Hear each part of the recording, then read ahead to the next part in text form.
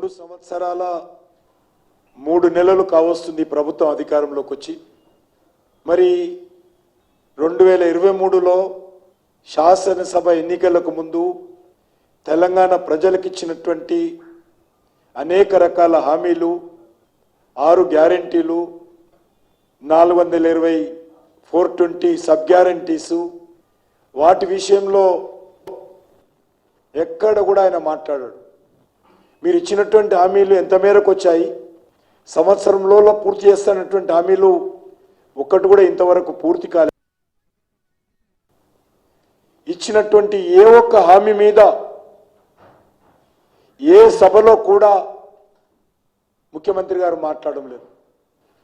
ఆయన ఇచ్చినటువంటి హామీలు,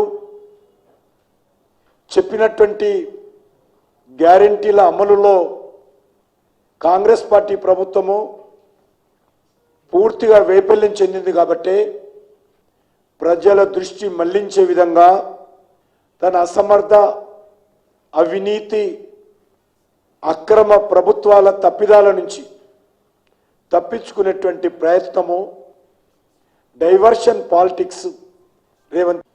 మున్సిపల్ ఎన్నికలపైన రాష్ట్ర ముఖ్యమంత్రి రేవంత్ రెడ్డి గారు వివిధ ఎన్నికల సభలలో ప్రసంగిస్తూ కాంగ్రెస్ పార్టీకి మళ్ళీ ఓటు వేయాలని చెప్పి ఆయన విజ్ఞప్తి చేస్తా ఉన్నారు. గత శాసనసభ ఎన్నికల్లో కానీ, ఆ తర్వాత జరిగినటువంటి పార్లమెంట్ ఎన్నికలు, ఇటీవల జరిగినటువంటి గ్రామ పంచాయతీ ఎన్నికలు,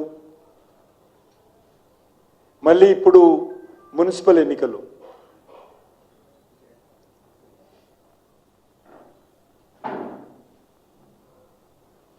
రెండు సంవత్సరాల 3 నెలలు కావస్తుంది ప్రభుత్వం అధికారంలోకి వచ్చి.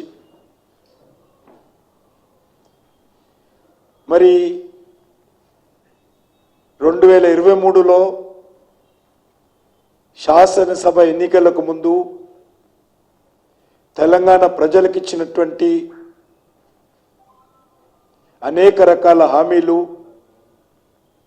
6 గ్యారెంటీలు,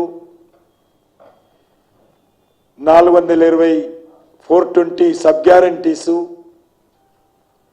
వాటి విషయంలో ఎక్కడ కూడా ఆయన మాట్లాడాడు.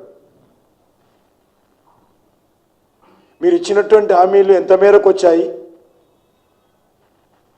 సంవత్సరంలో పూర్తి చేస్తున్నటువంటి హామీలు ఒక్కటి కూడా ఇంతవరకు పూర్తి కాలేదు. డిసెంబర్లో అధికారంలోకి వస్తే 2023లో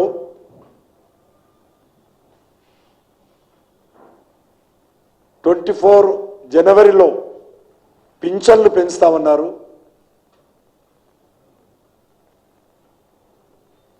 2024 డిసెంబర్ లోపల 2 లక్షల ఉద్యోగాలు భర్తీ చేస్తామన్నారు. నిరుద్యోగులకు వృత్తి ఇస్తామన్నారు. మహిళలకు నెలకు 2500 ఆర్థిక సాయం అన్నారు. కౌలు రైతులకు ఎకరానికి 15,000, రైతు కూలీలకు 12,000, రైతులకు 15,000,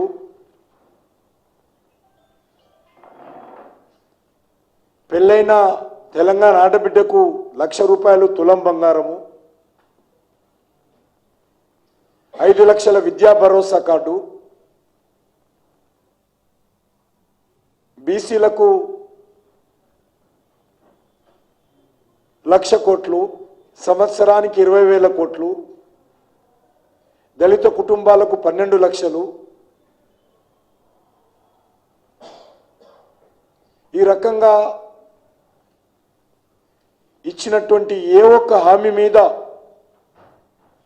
ఏ సభలో కూడా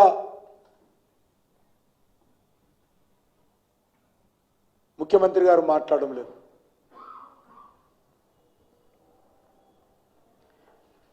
ఆయన ఇచ్చినటువంటి హామీలు, చెప్పినటువంటి గ్యారెంటీల అమలులో కాంగ్రెస్ పార్టీ ప్రభుత్వము పూర్తిగా వైఫల్యం చెందింది. కాబట్టి ప్రజల దృష్టి మళ్లించే విధంగా తన అసమర్థ, అవినీతి, అక్రమ ప్రభుత్వాల తప్పిదాల నుంచి తప్పించుకునేటువంటి ప్రయత్నము, డైవర్షన్ పాలిటిక్స్ రేవంత్ రెడ్డి గారు చేస్తూ ఉన్నారు.